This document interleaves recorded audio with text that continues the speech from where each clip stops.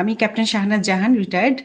আমি 52তম দীর্ঘমেয়াদী লং কোর্সের সাথে কমিশন লাভ করেছি এবং ওই সময় ঘটনার সময় অর্থাৎ 2009-এর 25শে ফেব্রুয়ারি আমি 14 ইঞ্জিনিয়ার স্বতন্ত্র ইঞ্জিনিয়ার ব্রিগেড, যেটা ঢাকায় আছে, তার আন্ডার একটা ইউনিট 18 ইঞ্জিনিয়ার ব্যাটালিয়ন, তার অ্যাডজুটেন্ট হিসেবে কর্মরত ছিলাম।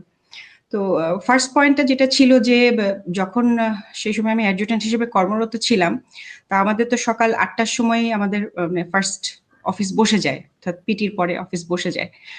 তো 8টা 20 বা 30-এর দিকে, খুব সম্ভবত 20-এর দিকে, আমাকে আমার এমপি গেট থেকে জানানো হয় যে দুজন সাদা পোশাকধারী লোক ভেতরে ঢোকার চেষ্টা করেছিল এবং অলমোস্ট মানে আমাদের পুকুরের পাশে একটা ইউনিটে ঢোকার পথে একটা পুকুর ছিল ডানে, ওদিক দিয়ে ওরা ঢোকার চেষ্টা করছিল আর কি। তো তখন ওদেরকে এমপিরা ধরে ফেলার পরে তাদেরকে জিজ্ঞাসাবাদ করে এবং জিজ্ঞাসাবাদ করারও প্রায় 20 মিনিট বা 25 মিনিট পরে তারা স্বীকার করে যে তারা ডিজিএফআই এর লোক। যেটা আমি বলেছিলাম যে 9টা 10 মিনিটে যদি ফায়ার শুরু হয় তাহলে 8টা 20 মিনিটে আমাদের ইউনিটের সামনে সিভিল পোশাকে ডিজিএফআই এর সৈনিকরা কি করছে। এবং ওদেরকে যখন জিজ্ঞাসাবাদ করা হয় ওরা বলে যে স্যার আমাদের উপরে আদেশ আছে যে ইউনিটের ভিতরে কি কি কাজ হচ্ছে বা কি হচ্ছে এটা উপরের দিকে জানানো। তো পরবর্তীতে আমি এটা অন্য ইউনিটে কল করে জেনেছি যে ওদের ইউনিটেও কি সকালবেলা এরকম লোক ছিল, এবং আমি জেনেছি যে হ্যাঁ, সব ইউনিটেই লোক ছিল। আমাদের তো ওই সময়, যেহেতু আমি ক্যাপ্টেন, আমার কন্টেম্পোরারি কোর্সমেটরা অ্যাডজুটেন্ট বা কোয়ার্টার মাস্টার ছিল, সুতরাং আমি আমার কোর্সমেটদের যারা যারা ছিল, যেমন সিগন্যালসে আমার একটা কোর্সমেট ছিল, ওকে কল করেছি। সব ইউনিটেই ডিজিএফ এর লোকজন বসেছিল 8টা বা 8:30টার দিকে। এটা হলো একটা পয়েন্ট যেটা আমি প্রশ্ন রেখেছিলাম যে তাহলে কি ডিজিএফআই কিছু জানতো আগে থেকে? না জানলে আপনার আমরা তো কিছুই জানতাম না। তার আগের দিন কোনোদিন এরকম কোনো ঘটনা হয়নি যে সিভিল পোশাকে কেউ ঢোকার চেষ্টা করছে, কিন্তু ওই দিন কেন? এবং ওদের উপরে আদেশ হচ্ছে যে আর্মির ভিতরে কি হচ্ছে, আমাদের ভেতরে কোনো অশান্তি সৃষ্টি হলো কিনা, আমাদের এখানেও কোনো বিদ্রোহ হচ্ছে কিনা, সেই রকম বিষয়গুলো উপরের দিকে জানানো। এটা গেল ফার্স্ট পয়েন্ট। তো ওই দিন আমরা মুভ করতে পারিনি, মানে যেদিন 25শে ফেব্রুয়ারি ঘটনা হলো সেদিন সকালবেলা যখন ফায়ার হওয়ার পরপরই আমাদের ইউনিটে বিভিন্ন অফিসারদের কাছে সমানে কল আসছিল যে তোমরা কখন আসবা, কিন্তু আমাদেরকে বেসিক্যালি বাধা দিয়েছিলেন আমাদের ব্রিগেড কমান্ডার নিজে, যিনি হচ্ছেন ব্রিগেড কমান্ডার ওয়াহিদ স্যার। তার কথা আমি বলেছিলাম যে উনি মাত্র 7 দিন বা 10 দিন আগে আমাদের ওখানে নতুন পোস্টেড হয়েছিলেন, আগের যে ব্রিগেড কমান্ডার ছিলেন উনি চলে গিয়েছিলেন। এই যে পোস্টিং এর বিষয়টা, এটা হচ্ছে আমি বলবো যে এক একজন তো এক একটা পার্ট কভার করছে। আমি বলবো যে পোস্টিং এর বিষয়গুলো, যেমন কর্নেল জামান স্যার বললেন যে স্যারকে পোস্টেড আউট করে দেওয়া হলো, এই যে পোস্টিং এর বিষয়গুলো আমরা দেখলাম। আমাদের সিও যিনি ছিলেন কর্নেল মেহেদি স্যার, স্যারও 7-8 দিন আগে হঠাৎ করে পোস্টিং হয়ে আমাদের ইউনিট থেকে বিডিআর এ পোস্টিং হলেন। আবার আমাদের যিনি ব্রিগেড কমান্ডার উনিও অন্য জায়গা থেকে পোস্টিং হয়ে এখানে আসলেন। সমস্ত ব্রিগেড কমান্ডাররাই নতুন আসলেন। পুরো ঢাকাটাকে মনে হচ্ছে যেন সেট করে রাখা হয়েছে থ্রু পোস্টিং। যেটা আমি এমএস কে প্রশ্ন করেছি যে স্যার এই প্রশ্নের যদি উত্তর দিতে পারেন কেন এই পোস্টিং গুলা হলো, কেন বিডিআর এর ওই 57 জন অফিসারদেরকে গত 3 মাসে পোস্টিং করে এখানে আনা হলো, আপনি যদি আমাকে এই প্রশ্নের উত্তর দিতে পারেন তাহলে আমি চাকরি করব। ওনারা এই প্রশ্নের উত্তর দিতে পারেন না এবং ওনারা ভয় পেয়েছেন যে আরে তুমি ফোনে আমাকে এইসব জিনিস জিজ্ঞেস করতেছো। সো এই প্রশ্নটা থেকে যায় যে ওই সময় যারা এমএস ব্রাঞ্চের দায়িত্বরত ছিলেন এবং তার উপরে যারা হায়ারার্কি অর্থাৎ চিফ, তখনকার সেনা প্রধান, ওনাদের নলেজ ছাড়া তো এই পোস্টিং গুলো হয়নি। তো এই জায়গায় একটা বিশাল একটা কাজ করার জায়গা কমিশনের, যে এই পোস্টিং গুলা কাদের অর্ডারে হয়েছিল, কি ক্রাইটেরিয়াতে ওনাদেরকে তখন এইভাবে পোস্টেড করা হলো, কেন এত কুইক, মানে এই জিনিসটা তো সন্দেহের উদ্রেক করে, তাই না? যে 18 ইঞ্জিনিয়ার্স এর কর্নেল মেহেদি স্যার এত ইম্পর্টেন্ট সব কাজ করছিলাম, কারণ তার আগের 2 বছর কিন্তু, ওই ঘটনার 2 বছর আগে কিন্তু আমরা সবাই সিভিলি ডিপ্লয়েড ছিলাম, আমাদের মাইন সুইপিং চলছিল, আমাদের ইউনিট রাজুকে কাজ করছিল, বিভিন্ন ইম্পর্টেন্ট কাজে মেহেদি স্যার খুব শক্ত হাতে কাজ করছিলেন। তো যখন যেই মানুষটা শক্ত হাতে কাজ করছিলেন তাকে কেন আপনারা বিডিআর এ নিয়ে গেলেন, এই প্রশ্নগুলো তো থাকে। তো সেই জিনিসটা আমি কভার করেছিলাম এবং সেই দিন সারাদিন আমাদেরকে যেতে দেওয়া হলো না। এমআইএসটি থেকে সব অফিসাররা, আমি যেহেতু ইঞ্জিনিয়ার্স ব্যাটালিয়নের, ইঞ্জিনিয়ার্স এর সব অফিসারদেরকেই বাধ্যতামূলকভাবে এমআইএসটির অর্থাৎ মিলিটারিতে সিভিল ইঞ্জিনিয়ারিং করতে হয়। তো সেই সময় কিন্তু ক্যাপ্টেন ফুয়াদ স্যার, যার কথা বললেন, উনি আমার ইউনিটের অফিসার ছিলেন 46 লং কোর্সের, স্যার সুবাল স্যার, ওনারা সবাই ইয়ে থেকে চলে আসলেন এবং এসে ওনারা বলতেছেন যে আমাদের অস্ত্র কোথায়, আমরা যাব কখন। ওনাদের এটা মাথায় নেই যে আমাদেরকে যেতে দেওয়া হবে না। এবং উল্টা আরো কোয়ার্টার গার্ডকে খুব নিরাপদে রাখতে বলা হলো, যাতে হঠাৎ করে মাথা গরম করে কোনো অফিসাররা অস্ত্র নিয়ে বের না হতে পারে। ওই দিন সারাদিন আমরা বের হতে পারিনি, আমাদের কাজ ছিল 25 তারিখে সারাদিন টিভির সামনে বসে বসে দেখা যে আসলে কি আপডেট দিচ্ছে। এবং আমি আরেকটা কথা বলেছিলাম যে জিনিসটা অনেকে মিস করেছেন, যে এনডিটিভি, ভারতের এনডিটিভি আমাদের ইউনিট থেকেই, পরবর্তীতে আমি জেনেছি আচ্ছা 36 লং করছেন মেজর শরীফ স্যার, যাকে নিয়ে এখন জুলকারনাইন সামি একটা প্রোগ্রাম করে করেছেন, যে তারেক সিদ্দিকীর ক্যাশিয়ার ছিলেন বা ক্যাশ ম্যানেজমেন্ট করতে পারেন, কারণ স্যারকে আমি তারেক সিদ্দিক স্যারের শাশুড়ি যখন অসুস্থ ছিল সিএমএইচ এ, সেই সময় একদিন স্যারকে আমি ফোন দিয়েছিলাম, শরীফ স্যারকে, যে স্যার আপনি কোথায়? বলে আরে বলো না, আমি তো দিন রাত মানে নিজের বাসা নিজের রেখেও, মানে নিজের ওয়াইফকে রেখে উনি দিন রাত তখন সিএমএইচ এ থাকতেন ওনার শাশুড়ির সেবা যত্ন করার জন্য। সেই সময় শরীফ স্যার আমার ইউনিটে ছিলেন, 18 ইঞ্জিনিয়ার্সে ছিলেন। আমার মনে আছে যে উনি আমার পাশাপাশি বসা, আমরা সবাই মধ্যে বসা, আমাদের আপনার যেটাকে বলে যে অফিসার্স, মানে ছোট মেসের মতন আর কি, যেটা ফিল্ড মেস বলি আমরা, ফিল্ড মেসে বসা। তো স্যার সেখানে বলতেছেন এই এনডিটিভি দাও তো, এনডিটিভি দাও তো। এটা স্যারের মাথায় আসছিল যে তো আমরা 3টা 3:30টার সময় দেখছি যে এনডিটিভি ক্লিয়ার দেখাচ্ছে যে দুপুর, এটা আপনারা যদি একটু রিসার্চ করেন ইলিয়াস ভাই তাহলে পাবেন যে উনারা এত ক্লিয়ার ইনফরমেশন দিচ্ছে কতজন মারা গেছে। জেনারেল শাকিল যে মারা গেছে কনফার্ম করেছে তারা 3টা বা 3:30টার দিকে, অথচ ওই দিন সন্ধ্যা 6টার আগে আমরা তো কেউ তো ঢোকেই নাই, আর্মির ভেতরে তো কেউ ঢোকার প্রশ্ন আসে নাই। ভেতরে যে আশেপাশের যে মুনি সাহা বা তথাকথিত যেসব সাংবাদিকরা পাশেও ছিলেন, তারাও কিন্তু কোনো চ্যানেলে এটা কনফার্ম করতে পারেনি যে ভেতরে কি জেনারেল শাকিল বেঁচে আছেন নাকি মারা গেছেন। তো ওই জিনিসটাও একটা প্রশ্ন থাকে যে ভারতীয় চ্যানেলরা তো কিছু জানে কিভাবে, তা তো ক্লিয়ার ইনফরমেশন দিচ্ছে একদম। ওই কাটিংটা যদি পাওয়া যায় আমার মনে হয় ক্লিয়ারলি পাওয়া যাবে যে এতজন মারা গেছে এইভাবে তারা বলছিল। এবং সেই দিন আমি আরেকটা ইনফরমেশন পাই সন্ধ্যা 7টার পরে, আমার তৎকালীন হাজবেন্ড যিনি পরবর্তীতে মারা যান, তিনি ছিলেন 44 আপনার মানে বিএমএ লং কোর্সের কন্টেম্পোরারি, উনি ছিলেন ফাইটার পাইলট, কোঅর্ডিনেটর আশরাফ ইবনে আহমেদ। তো তার কাছে আমি একটা ইনফরমেশন পাই, যেমন সে তখন ঢাকায় ছিল, তার ইউনিটে ছিল, সে MiG-29 এর পাইলট ছিল। সে আমাকে ওই 7টা বা 7:30টার দিকে জানায় যে তার একজন আত্মীয় সিভিল, সে নাকি তাকে ফোন করেছিল এবং তারা বলেছিল যে তারা খুব ভয় পাচ্ছে, মানে এই জিনিসটার সাথে অনেকগুলো প্রোগ্রামার যুক্ত ছিল। প্রোগ্রামার, এই যে জিনিসটা আমি অনেকে বলতে শুনেছি, আবার অনেকে বলতে শুনি। প্রোগ্রামার মানে উনি হচ্ছেন খুব ভালো, আচ্ছা ওনার ব্যাপারটা বলি, উনি হচ্ছে আশরাফের ক্লোজ আত্মীয় ছিল। আশরাফের মাধ্যমে সে ডিজিএফআই তে একটা কাজ পায়, প্রথমে মনে হয় ওর একটা ওয়েবসাইট, ও ডিজিএফআই এর কিছু অফিসারের সাথে তার পরিচয় হয়, পরিচয় হওয়ার পরে সে প্রথমে কিছু ওয়েবসাইট বানানোর কাজ এগুলি পায়। পরবর্তীতে সে নাকি কল করে বলেছে যে ওদেরকে একটা কাজ দিয়েছে যেখানে অনেকগুলো প্রোগ্রামার একটা রুমে ছিল। জিনিসটা আপনাকে বুঝাই, তাদের কাজটা কি ছিল, ধরেন অলরেডি কিলিং শুরু হয়ে গেছে, অফিসাররা বিভিন্ন জায়গায় ছিটকে চলে গেছে, কেউ কবরস্থানে, কেউ কারো কোনো এনসির বাসায়, কেউ কারো কোনো জেসিওর বাসায় গিয়ে আত্মগোপন করে আছে। তখন তারা কি করছে, সবাই টেলিফোনে কথা বলছে, আমার বাসায় সবাই ঠিক আছে কিনা, বাইরে ফোন দিচ্ছে। এই টেলিফোনটা যাওয়ার সাথে সাথে একটা জিআর বা একটা ম্যাপিং জিওগ্রাফি ব্যবহার করে, অর্থাৎ ওই ফোনের সিগন্যালটা ধরে ওনার লোকেশন বের করা যায়, এইরকম একটা প্রোগ্রাম সেই সময় ওখানে ওনার আগে থেকে সেট করা ছিল। কতটা পরিকল্পিত, সেই প্রোগ্রামারটা ওই কাজটার সাথে যুক্ত ছিল এবং তার ভাষ্য মতে তার সাথে আরো কয়েকজন ওই টেবিলে ছিল।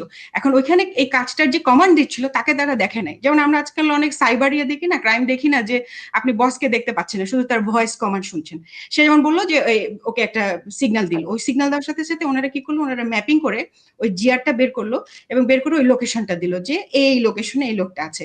এবং একটু পরে দেখা গেল যে বিডিআর এর লোকে ওই জওয়ানগুলো ঠিক ওই লোকেশনে গিয়ে ওই অফিসারটাকে ধরে এনে মারছে।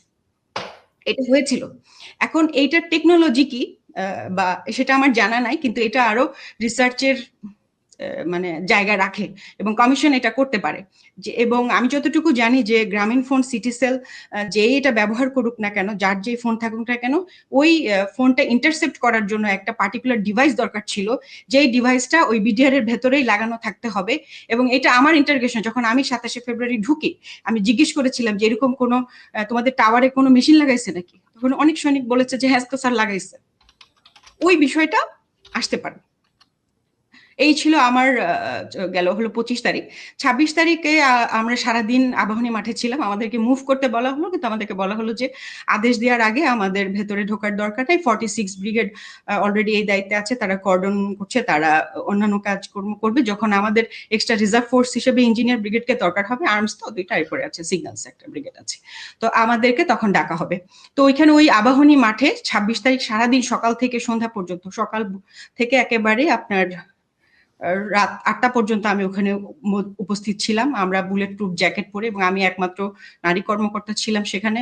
আমাকে বলা হয়েছিল যে বিকাল 4টার দিকে আমাদের একটা ইউনিট প্রবেশ করবে, এবং আমাকে একটা ভার্বাল অর্ডার দেওয়া হয়। অর্থাৎ আমরা যখন কোনো অপারেশনে যাই, যেখানে একটা ফিল্ড অপারেশন হয়, সেখানে একটা ম্যাপ এঁকে যে কোথায় গিয়ে কে কোন পজিশন দখল করবে, সেরকম একটা অর্ডার দেওয়া হয়। আমার কাছে মনে হয় যে এই জিনিসটা আমাকে যিনি দিচ্ছিলেন, আমার সিনিয়র একজন অফিসার মেজর মাহবুব স্যার যিনি দিচ্ছিলেন, উনিও মানে আমি ওনাকে দেখে বুঝতে পেরেছিলাম যে উনিও বিশ্বাস করেছিলেন যে আমরা ভেতরে যাব। এটা খুব সুন্দর আমাদেরকে কাম ডাউন করার জন্য বা আমাদেরকে সান্ত্বনা দেওয়ার জন্য করা হয়েছে। না হলে এত দূর ভার্বাল অর্ডার দেওয়া পর্যন্ত মানে প্ল্যানিং করা, সেটা একটু আশ্চর্য তো বটেই। পরে আমি জানলাম যে আদৌ আমাদেরকে ঢুকতে দেওয়ার কোনো প্ল্যান ছিল না, কিন্তু মানে আমাদেরকে কাম ডাউন করার জন্য এই ধরনের একটা ফোনি মানে প্ল্যান করা হয়েছিল বা দেয়া হয়েছিল। আর ওই সময় যে ক্যাপ্টেন ফুয়াদ স্যার, সুবাইল স্যার, ওনারা অলরেডি 6 জনের একটা টিম, ওনারা আবাহনী মাঠ থেকে সামনে চলে গিয়েছিলেন, এবং ওনাদের সাথে মনে হয় ব্রিগেডিয়ার হাকিম স্যারের কিছু বাকবিতণ্ডা হয়। সেই বিষয়ে ওনারা ভালো বলতে পারবেন। এবং ওনাদের কাছ থেকে আমরা জানতে পারি যে ট্যাঙ্ক আসবে কোনো জায়গা থেকে, কিন্তু ট্যাঙ্কের সাথে ট্যাঙ্কের গোলা আসেনি। এটাও আমার মনে হয় কমিশন বিচার করে দেখতে পারে যে ট্যাঙ্ক যদি সত্যি এসে থাকে, তার সাথে কেন গোলা আসলো না। আর এই যে পুরো একটা নাটক বা দেখেন, এদের এদের পেছনে কারা ছিলেন, বা ওনারা কি এটা ইচ্ছা করে করেছেন কিনা। আর 26 তারিখের বিকেল বেলা যখন অলরেডি সন্ধ্যা ঠিক মিলিয়ে গেল, আজান শেষ হয়ে গেল, কারণ ওই সময় ফেব্রুয়ারি মাস তো আপনার মানে 5:30 বা 6টার দিকেই সন্ধ্যা হয়ে যাচ্ছিল, তখন খুব নাটকীয় ভাবে বিডিআর এর ভেতরে বিভিন্ন ইলেকট্রিসিটি লাইন কেটে দিয়ে গেট খুলে দেওয়া হয় মানে ইচ্ছা করে, যাতে সৈনিকরা পালিয়ে যেতে পারেন। তো সেই সময় আমি বলেছিলাম যে র্যাবের এক অফিসার ক্যাপ্টেন আশিক স্যার, যিনি ইঞ্জিনিয়ার্সে আমাদের সাথে ছিলেন, ক্যাপ্টেন আশিক স্যার আবার আমার সাথে 8 ইঞ্জিনিয়ার্সে চাকরি করেছেন রংপুর ক্যান্টনমেন্টে। এরপর ওনার র্যাবে পোস্টিং, কিন্তু আমি স্যারকে চিনতাম। স্যার কিছু সৈনিককে যখন পালিয়ে যাচ্ছে, উনি না বুঝে ওদেরকে ধরে নিয়ে আসেন পিক আপে করে, র্যাবের পিক আপে করে করে আমাদের আবাহনী মাঠে আসেন। তো ওইখানে কিছু মানে ওই সময় একদম ফার্স্ট হ্যান্ড ওদের মুখ থেকে তো আমরা কিছু সাক্ষী কথাবার্তা শুনে ফেলতে পারি। এই ভয়ে মানে আমি ধারণা করি যে ওখানে আমার মনে আছে যে এরকম অনেক অফিসাররা, অনেক সৈনিকরা আমরা দাঁড়িয়ে আছি, ওর মধ্যে স্যার আসলেন পিক আপে করে তাদেরকে নিয়ে। তখন ওই অন্ধকারের ভেতরে এদিকে তো আমরা খুব অস্থির, প্রচন্ড মানে সবাই ইমোশনাল, কি হচ্ছে ভিতরে এগুলো নিয়ে যখন আমরা চিন্তা করছি বা কথা বলছি, সেই সময় দুজন সিনিয়র অফিসার ওনারা দুইটা ক্যাম্প স্টুল নিয়ে এক জায়গায় বসা, এবং ওনাদেরকে দেখে খুবই মানে শান্তই মনে হচ্ছে, খুব একটা যে ওনারা চিন্তিত বা পায়চারি করছেন এরকম না। তা আমি আবার আমার পরিচিত আরেক সিনিয়র স্যারকে বললাম যে স্যার এই স্যার দুজন কারা, যে একটু দূরে বসে আছে, বোঝা যায় যে অনেক সিনিয়র, মানে আমাদের সিনিয়র লেভেলের কেউ হবেন, মেজর জেনারেল বা তার উপরে। উনি বললেন যে ওই যে ডান পাশে যাকে দেখতেছো উনি হচ্ছে ডিজি ডিজিএফআই, আর ওই পাশে যে দেখতেছো বাম পাশে উনি ডিজিএনএসআই। এবং ডিজি ডিজিএফআই যাকে বলেন, উনি তখন উঠে এসে ইয়েকে বকাঝকা করেন ক্যাপ্টেন আশিক স্যারকে, যে তুমি কার পারমিশনে এদেরকে ধরে নিয়ে আসছো। আমাদের মনে হচ্ছিল যে কার পারমিশনে, মানে এরা তো, স্যারও বলতেছিলেন স্যার এরা তো স্যার মানে সৈনিক, এরা তো স্যার খুন করেছে স্যার, এরা পালিয়ে যাচ্ছিল স্যার, এদেরকে ধরবো না, মানে এটা আমাদের মাথায় নেই যে এদেরকে ধরা যাবে না, এদেরকে তো ধরতেই হবে। উনি ওনার কমন সেন্স থেকে ধরে নিয়ে আসছেন। তখন উনি উল্টা বিরক্ত হলেন, ওনার সাথে অনেক ধমকাধমকি করলেন, এবং আমাকে দায়িত্ব দেওয়া হয়েছিল যে এই সৈনিকদের ব্যাগ এবং বডি সার্চ করে ওনাদেরকে পুলিশে হস্তান্তর করে দেওয়ার জন্য। এটা তো পুলিশের কিছু না। এখন আমার মনে হয় যে পুলিশ কি করবে, আর্মির কেস, আর্মিতে তারা ইয়ে করতে পারে। মানে পুলিশের একটা ভ্যান ডেকে আনা হলো, ওই যে যেগুলো যে বাস যেগুলো আর কি, ওদের যে ব্লু বাসগুলো থাকে, প্রিজন বাসগুলো, ওই বাসে তাদেরকে এখান থেকে হস্তান্তর করা হবে। তো যখন ওদের ব্যাগ সার্চ করছিলাম, তখন আমি অনেক লুটের শাড়ি এবং জুয়েলারি দেখেছিলাম, সে যে কথাটা সাথে মিলে। এবং আমি একটা দুইটা সৈনিকের সাথে পাশাপাশি কাছাকাছি কথা বলেছি যে তোমরা কি আসলে মারছো, তোমরা কি ওখানে ডেড বডি দেখছো। তখন সে বলছে হ্যাঁ স্যার, অনেক লাশ, রোমে রোমে লাশ স্যার, রোমে রোমে রাইখা তালা দিয়ে আসছি স্যার।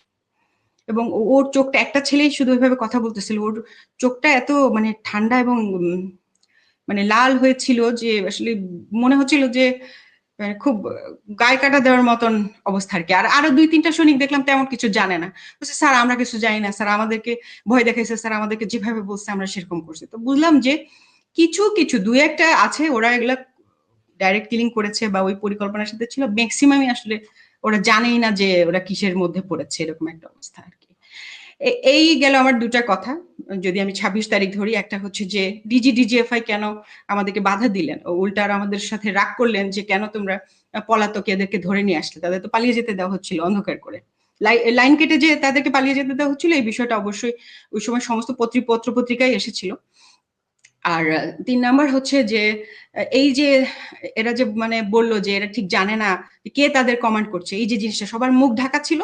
সো কে কাকে কমান্ড করছে এটা তো চেহারা, যেমন আমার সৈনিক কিন্তু সবাই সবাইকে চিনে একটা ইউনিটের, আমি সবাইকে চিনি যে আমাকে অমুক স্যার এটা বলেছে। একে তো ওখানে হচ্ছে প্যারেড উপলক্ষে বিভিন্ন ইউনিটের সৈনিকরা এসেছিল, সবার মুখ ছিল বাধা, এই জন্য ওরা জানতো না যে কার কমান্ডে তারা কাজ করছে। এবং 27 তারিখে আমি সার্চ অ্যান্ড রেস্কিউ অপারেশনের অংশ হিসেবে আমাকে ভেতরে পাঠানো হয়, যেখানে আমি মেজর মাহবুব স্যারের নেতৃত্বে একটা টিম নিয়ে সার্চ অ্যান্ড রেস্কিউ অপারেশন করি, যেখানে আমার সবচেয়ে গুরুত্বপূর্ণ যে সাক্ষী সেটা হচ্ছে যে আমি অন্য কোনো দেশের আমি জানি না বা অন্য কোনো বাহিনীর মানে অস্ত্রের ব্যবহৃত সিলিং পেয়েছিলাম 27 তারিখ সকালবেলা। এবং 2 নাম্বার হচ্ছে যে আমাদেরকে জানানো হয় যে ওখানে সিআইডি কেন টেক ওভার করবে, যে আর্মির একটা বিডিআর আর্মি তো একই কাছাকাছি ধরনের ফোর্স, তো এই ধরনের ইয়েগুলো আপনার কোর্ট অফ ইনকোয়ারি গুলো তো সিআইডি করার কথা না।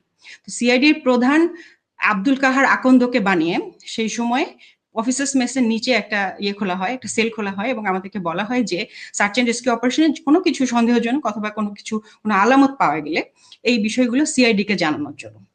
এবং আমি নিজে দেখেছি যে প্রথম যে আলামতটা আমি পাই, যেটা ছিল কিনা একটা সৈনিকের বাসায় এক জায়গায় কিছু ব্লাড ছিল, আমি বলেছিলাম যে একটা মানুষকে টেনে হিচড়ে নিয়ে যে গেলে যে এরকম একটা অবস্থা তৈরি হয়, সেটা যখন আমি তাদেরকে জানাই, তারা ইন্টেনশনালি কোনো রকম ছবি না তুলে এবং কোনো রকম প্রমাণ না রেখে ওটাকে মুছে ফেলেছিল, মপিং করে মুছে ফেলেছিল।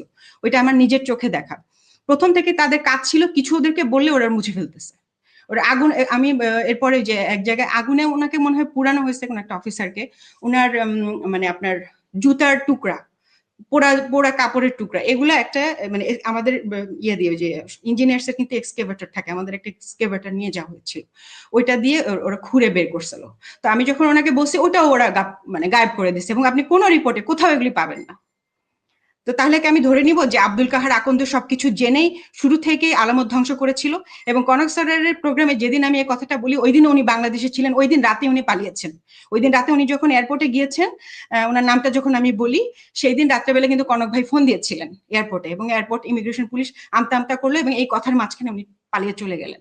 এটা আরো পরিষ্কার যে আমি যেদিন বললাম ওনার নামটা, সেদিন রাতে উনি পালিয়ে গেলেন। এই লোকটা সবকিছু জানে শুরু থেকে শেষ পর্যন্ত, এবং আমার আশা থাকবে যে কমিশন এই সমস্ত লোককে বিদেশ থেকে তলব করবে, যাকে দরকার, ইন্টারপোল অথবা যাকে দরকার তাকে দিয়ে তাকে নিয়ে আসবে। এবং এরপরে হচ্ছে যে আমরা আমাদের টিমটা নিয়ে যেখানে পিলখানে মূল হত্যাকাণ্ড হয়, অর্থাৎ প্রথমে যখন মেজর জেনারেল শাকিল স্যার এবং তার অফিসাররা যখন বের হন, তখন কিন্তু 6 জনের একটা দল, যেটা আমরা বিভিন্ন শুনেছি, যাদের মুখ কেউ দেখেনি, হেলমেট দেওয়া, তারা কিন্তু গুলি করেছিল। যে জায়গাটাতে ওনাদের মেইন কিলিংটা হয়েছে একেবারে সকাল 9টা 10-এই, ওইটার কাছেই আমি অনেক পরে চিন্তা করেছি যে ওইখানে কেন ওরা অস্ত্রটা ফেলে গেল। আসলে কাজ করতে গেলে ভুল হয়, একদম সব মাস্টার যারা তাদেরও ভুল হয়। ওইখানে একটা অস্ত্র ছিল যেটা তখনও হাফ লোডেড ছিল, 15টা বা 16টা তখনও ভেতরে ছিল 30টা রাউন্ডের মধ্যে। তো এটা আমার একটা সৈনিক পেয়েছে, ওদের দিয়ে এরকম গিয়েছে যে স্যার এটা কি, স্যার এখানে একটা অস্ত্র পড়ে আছে, মানে ওটা একটা সাইডে আপনার বারান্দাটা, তো বারান্দাটার যে এটা আমার ভিডিওতে আছে। সৌভাগ্যক্রমে সেখানে এনটিভির একটা দল, তারা বিভিন্ন জায়গায় ছুটে ছুটে বেড়াচ্ছিল, বিভিন্ন অফিসে আপনি এখানে কি করছেন, আপনি এখানে কি দেখলেন, এরকম ওরা রিপোর্ট করছিল। তো ওই সময় একটা টিম, ওই যখন আমি অস্ত্রটা হাতে নিয়েছি তখন ওরা এসে উপস্থিত হয়, আমি দেখিও নেই যে ওরা আমার ভিডিও করছে। তো ওরা একজন এসে বললেন যে আপা আপনার হাতে এটা কি, আপনি এটা কি দেখতে পাচ্ছেন? তখনই আমি হাতে অস্ত্রটা নিয়ে একদম বিস্ময়ে হতবাক হয়ে গেলাম, কারণ ওই যে সিলিংটা লাগানো ছিল, এই লিঙ্কটা আমাদের বাংলাদেশ আর্মির না, এবং বাংলাদেশ মানে বিডিআর এরও না। বিডিআর আর্মি একই অস্ত্র ব্যবহার করে, 7.62 মিলিমিটার রাইফেল 56। তা আমাদের ওটা যে সিলিং এর চিকন যে সিলিংটা থাকে, ওটা দুইটা সিলিং লাগানো, দুইটা জায়গা থাকে, সব স্যাররা বলতে পারবেন। তো আমি বলেছি যে আমাদের ট্রেনিংটা এরকম যে কেউ যদি ঘুম থেকে উঠেও তার হাতে আপনি একটা সিলিং দেন, ও কিন্তু জায়গা মতো সিলিং লাগাবে, কিন্তু ওইটা সিলিংটা ছিল মুখের মধ্যে জঙ্গিদের মতো বাঁধা।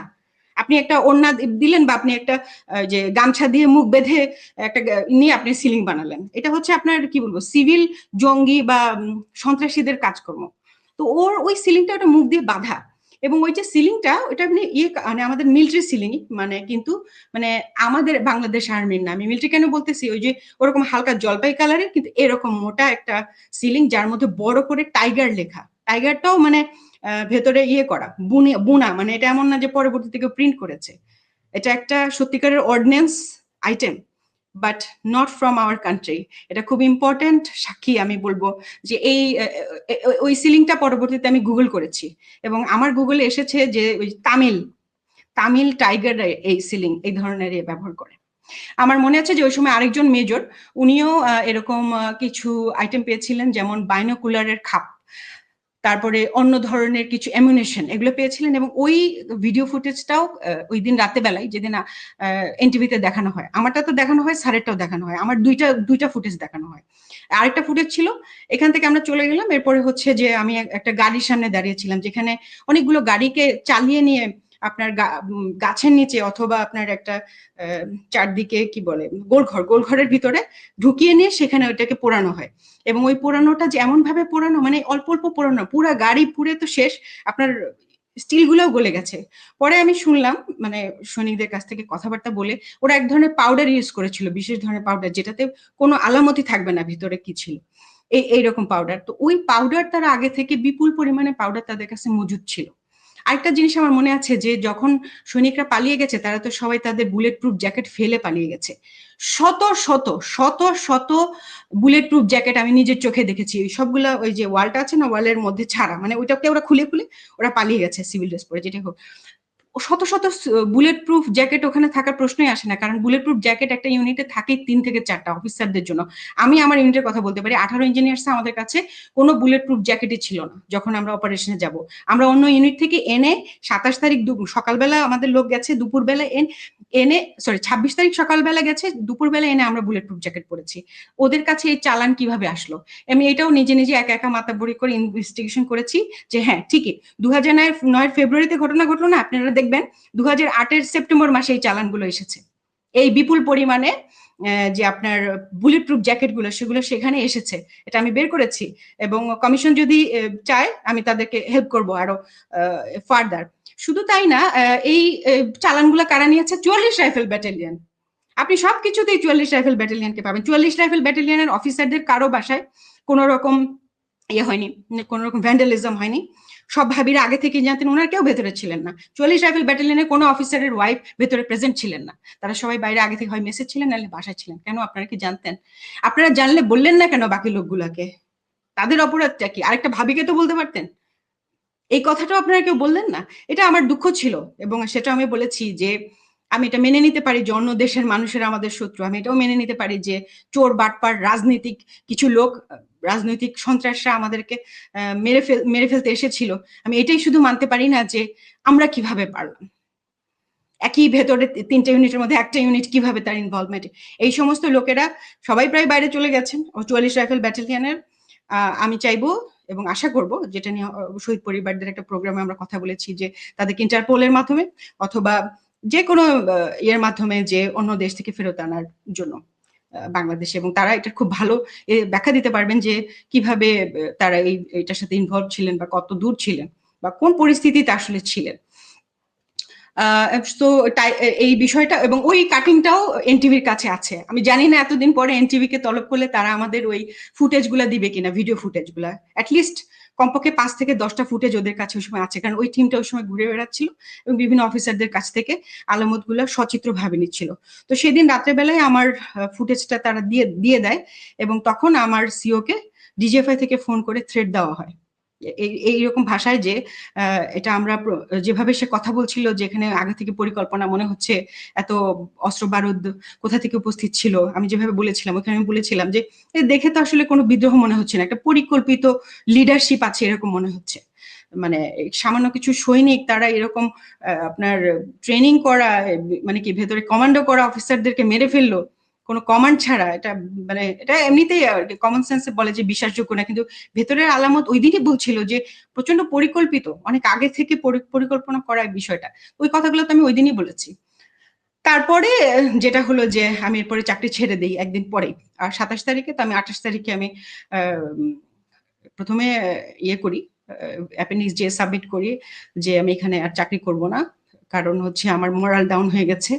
এখানে বাংলাদেশের মতো আর্মির ভেতর, ঢাকার ভেতরে কিভাবে এই ঘটনা ঘটলো, কেউ কোনো প্রশ্নের উত্তর দিচ্ছে না আমি যেখানে, এবং আমাকে যখন থ্রেড দেওয়া হলো আমাদেরই প্রতিষ্ঠান থেকে, তখন আমি বুঝে গেলাম যে আসলে এখানে কি হয়েছে। উপরে যে আমি জিজ্ঞেস করছি, তারপরে আমাকে যখন পরবর্তীতে এমএস ইয়ে করলেন, নিজে কল করলেন, তখন আমি স্যারকে বললাম যে স্যার আমাকে এই, স্যারকে বললাম না, তার আগে যে আমি বলেছিলাম যে জামিউল স্যার ছিলেন আমাদের ইঞ্জিনিয়ার স্যার, তখন এমএস ব্রাঞ্চে, তখন আমি স্যারকে প্রশ্ন করেছিলাম যে স্যার এই যে পোস্টিং গুলো হলো, আপনি তো নিজেই পোস্টিং গুলোর সাথে যুক্ত ছিলেন, আপনি কি আমাকে বলতে পারেন যে 57 জন অফিসারকে কেন আপনারা গত 3 মাসে একসাথে পোস্টেড করলেন? আপনারা কি জানতেন স্যার এখানে ওনাদেরকে মেরে ফেলা হবে? উনি উনি আমার ফোন, মানে ওনার যে রিয়াকশনটা ছিল, ধরেন আমার কি হবে যে না তো এরকম কিছু না, আমরা হঠাৎ করে শুনলে কি হয়, হি ওয়াজ লাইক তুমি ফোনে এসব কি আলোচনা করতেছো, it's so secret thing, I have asked him. So উনি আমার ফোনের লাইনটা কেটে দিয়ে আবার অন্য লাইন থেকে কল করেছেন, টিএনডি তে কল করেছেন, যেটা আর্মির লাইন আর কি। সেটাতে উনি বললেন যেটা অনেক সিনিয়র হাই লেভেলের বিষয়, যেটা আমরা জানি হাই লেভেলের বিষয়টা, প্রাইম মিনিস্টার নিজে যুক্ত ছিলেন, ইন্ডিয়া প্রেজেন্ট ছিল। এগুলাতে আমি কর্নেল মোস্তাফিজ স্যারের প্রোগ্রামে দেখলাম ইন্ডিয়া তার ফোর্স নিয়ে বিভিন্ন পয়েন্টে পয়েন্টে কিন্তু উপস্থিত ছিল, এবং ইন্ডিয়ান ফোর্স নিজেই সেটা তার ইয়েতে ওয়েবসাইটে প্রকাশ করেছে, যেটা মোস্তাফিজ ভাই স্যার একটা ইয়েতে বলেছেন। সো ওইটা হচ্ছে হাই লেভেলের বিষয়, যেটা আমরা কেউ জানতাম না। এবং পরবর্তীতে আমি যখন চলে যাওয়ার জন্য রিকোয়েস্ট করি, এমএস আমাকে বলেন যে তোমাকে এসএসএফ এ পোস্টিং দিচ্ছি। এসএসএফ আমার পোস্টিংও হয়, কিন্তু এসএসএফ পোস্টিং হওয়া মানে শেখ হাসিনাকে প্রোটেকশন দেওয়া, যেটা আমি অবশ্যই করব না। এবং সে কারণে পরবর্তীতে আমি সব কোন রকম সুযোগ সুবিধা ছাড়াই যাতে তাড়াতাড়ি বের হতে পারি, সেই কারণে, যার কারণে আমি জানতাম যে ওনারা আমাকে ছাড়বেন না সহজে, ভেতরে রেখেই টর্চার করার চেষ্টা করবেন। এবং ওনারা বলেছেন যে আমি যেহেতু আমার অ্যাপেন্ডিক্স যেতে লিখেছি যে আমি হাইলি ডিমোরালাইজড, এবং আমি মনে করি না যে ভবিষ্যতে বাংলাদেশ আর্মি আমাকে প্রোটেক্ট করতে পারবে যদি এই ধরনের অ্যাটেম্পট আবার হয়, এটা তারা পারবে না, বিধায় আমি চলে যাচ্ছি। ওই আমার ওই ধরনের স্টেটমেন্টের জন্য আমাকে বলা হয় প্রধানমন্ত্রীর দপ্তর থেকে যাতে আমি আমার কথা চেঞ্জ করি এবং অন্য ইয়েতে যাওয়ার চেষ্টা করি, মানে তারা তাদের যেটা আর কি আর্মির যেটা সুযোগ সুবিধা বা ফেসিলিটি সেটা দিয়ে সেটা নিয়ে আমি যেতে পারবো না। So I just gave up, দরকার নেই, আমি আমার অ্যাপেন্ডিক্স কে দিয়ে আমি কমিশন সমর্পণ করে বের হয়ে আসি। আচ্ছা, শাহনাজ ম্যাডাম, আপনাকে যে শেষে বলা হলো যে আপনি আপনার বক্তব্য পরিবর্তন করতে হবে, এটা কি প্রধানমন্ত্রী কার্যালয় থেকে? এটার একটা ক্রনোলজি ছিল, সেটা হচ্ছে যে আমরা যে অ্যাপেন্ডিক্স যেটা সাবমিট করি, এটা তো প্রথমে মানে অ্যাডজুটেন্ট হিসেবে, খুব জুনিয়র হিসেবে আমি আমার অ্যাপ্লিকেশন করার পর এটা আমার সিওর কাছে যাবে, কমান্ডিং অফিসার কাছে যাবে, তারপরে যাবে ব্রিগেড কমান্ডারের কাছে, তারপরে এটা উপরে যাবে। তো আমার কমান্ডিং অফিসার ওটা দেখেছেন, উনি ভেবেছিলেন যে এটা দেওয়া হবে না, কিন্তু উনি কিন্তু অ্যাপ্রুভ করেছেন, মানে ওটার উপরে লিখেছেন ঠিক আছে যেটা আছে সেটা। প্রথমে আমাকে ব্রিগেডের ওয়াহিদ সাহেব, যার কথা বলছিলাম, যিনি আমাদের বাধা দিচ্ছিলেন ইউনিটে, ওনার কাছ থেকে প্রথম বাধা আসে। উনি প্রথমে বলেন যে এটা চেঞ্জ করার জন্য শাহনাজকে বলো, মানে উনি আমার সিও কে বলেন, এবং উনি আমাকে একটা ইন্টারভিউতেও ডাকেন, মানে আমাকে বুঝানোর জন্য যে আমি যাতে আর্মিতে থাকি, কারণ এটার জন্য ওনাকে উত্তর দিতে হবে যে তোমার অফিসার কেন চলে যাচ্ছে। তো তখনও আমি ওনাকেও প্রশ্ন করেছিলাম যে আপনি কি আমাকে উত্তর দিতে পারেন যে আপনি কেন একটু ইমোশনাল হলেন না, আপনার কোর্সমেটরা মারা গেল, আমরা যেখানে কান্নাকাটি করছি। তো উনি এটার উত্তর দিতে পারেননি। তারপরে আমাকে বললেন এখান থেকে যায় তুমি কি করবা, বাইরে গিয়ে কি চাকরি করবা, তুমি বেশি হইলে একটা বাচ্চার মা হবা, খুব মানে মানে শ্লেষমাপূর্ণ ভাষায় উনি আমার সাথে এগুলো বলেছিলেন। তো আমি তখন বললাম স্যার প্রয়োজনে তাই করবো, এখানে বসে ক্রাইম করা, এটা তো ক্রাইম হচ্ছে স্যার, এখানে থেকে আমরা ভেতরে থেকে ব্রাদার অফিসারদের মেরে ফেলতেছি, সেটা করবো না। এবং আপনি যদি আমাকে না ছাড়েন আপনি আমাকে স্যালুট দিতে দেখবেন না, আপনাকে স্যালুট দিব না, এই কথা বলেছিলাম। এটাতে স্যার স্বাভাবিকভাবে রাগ করেছিলেন, কিন্তু উনি এটা ফরওয়ার্ড করেছিলেন আমার, যেহেতু আমি চেঞ্জ করি নাই আমার স্টেটমেন্ট, এবং এগুলাই লিখেছি আমি সব। আমি এমনকি এটাও লিখেছিলাম যে মেজর জেনারেল, আমি জানি না আমার ফার্স্ট ইয়ারটার কপিটা কোথাও আছে কিনা, মেজর জেনারেল শাকের স্যারের বাসায় যে একজন প্রেগনেন্ট মহিলাকে পাথর দিয়ে হত্যা করা হয়েছিল, মেজর ডেলোর স্যারের ওয়াইফকে, তো ওই বিষয়টার মানে আমাকে খুব বেশি আসলে ট্রমাটাইজড করে দেয়, যে যেখানে আর্মির ভিতরে একটা ইউনিটের ভিতরে একজন তার প্রধানের বাসায় তার একটা গেস্টের ওয়াইফকে এভাবে মেরে ফেলা হয়, মানে এটা দেখার পরে আমার সমস্ত বিশ্বাস উঠে গেছে। এই কথাটাও আমি মেনশন করেছি যে আমাকে আর্মি কোনোদিন প্রোটেকশন দিতে পারবে না যদি আমার ইউনিটের ভিতরে এরকম কিছু। আপনি তো দেশ ছাড়েন কতদিন পরে? সরি, আপনি আমি তো দেশে ছিলাম, আমি কখনো দেশ ছাড়িনি। আমি সবসময় দেশে ছিলাম, দেশে চাকরি করেছি, বিভিন্ন সিভিল প্রতিষ্ঠানে চাকরি করেছি। আপনার কখনো কখনো কি মানে আপনার মনে হয়েছে যে আপনাকে কেউ ফলো করছে, কেউ মারার জন্য কোনো ষড়যন্ত্র হচ্ছে, কোনো ঝুঁকিতে পড়েছিলেন যেটা মনে হয়েছে যে প্ল্যান্ড একটা বিষয় ছিল, এরকম কিছু? ৯-১০-এর পরে যেটা হয়েছে যে আমার যেটা মনে হয়েছে যে আমার হাজবেন্ডের মৃত্যুটা রহস্যজনক, তারা ওই পর্যন্ত করেই থেমে গেছে। আমার হাজবেন্ড যেভাবে মারা যায় 2010-এর ডিসেম্বরে, সেটা আমি কনক ভাইয়ের প্রোগ্রামে বলেছিলাম যে ব্ল্যাক বক্স তো থাকে ভেতরে, ব্ল্যাক বক্সে শোনা যাওয়ার কথা, মানে একটা প্লেন ধ্বংস হয়ে গেলেও তার ব্ল্যাক বক্সে তাদের কথোপকথন থাকবে।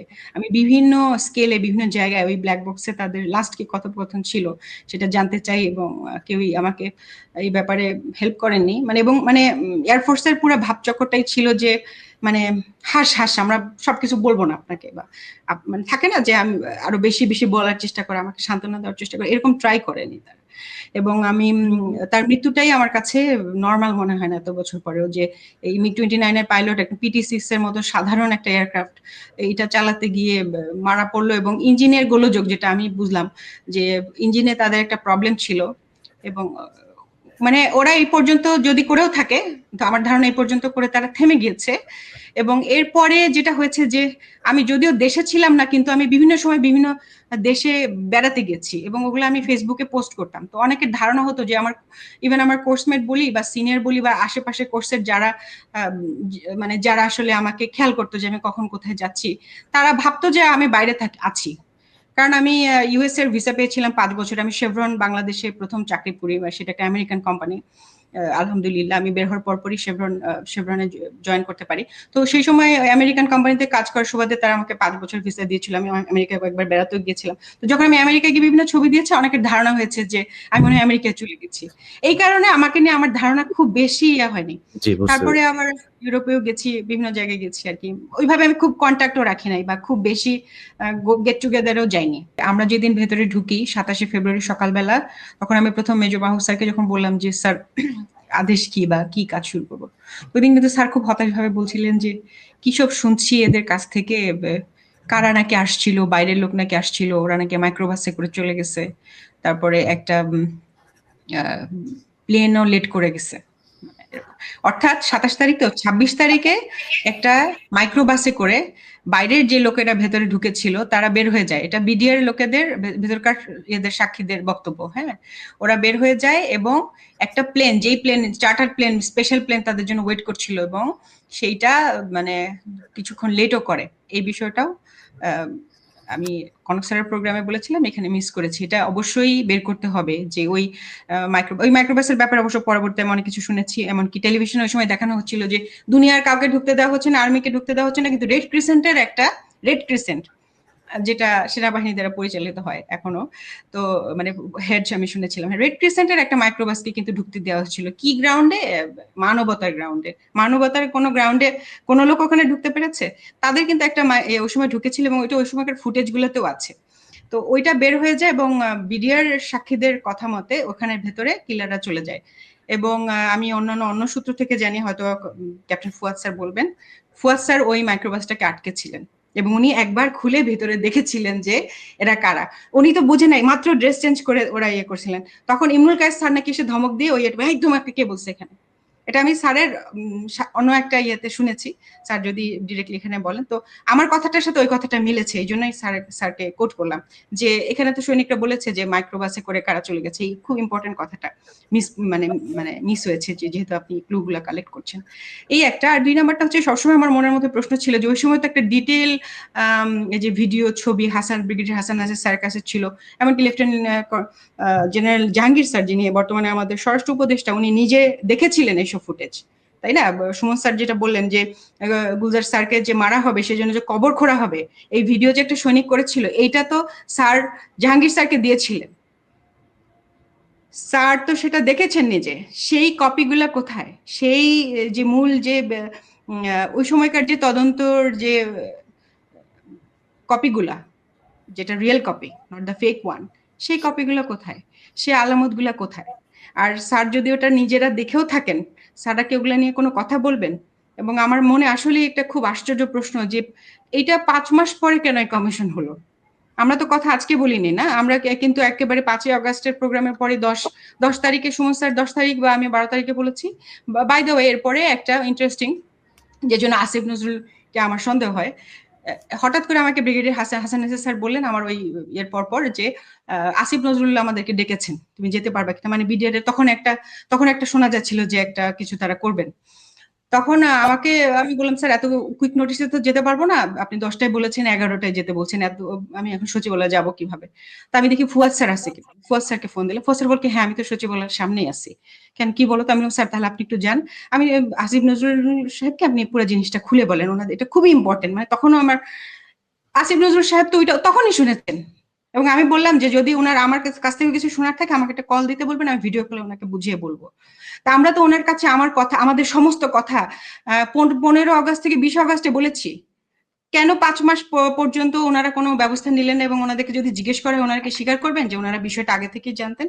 ধন্যবাদ।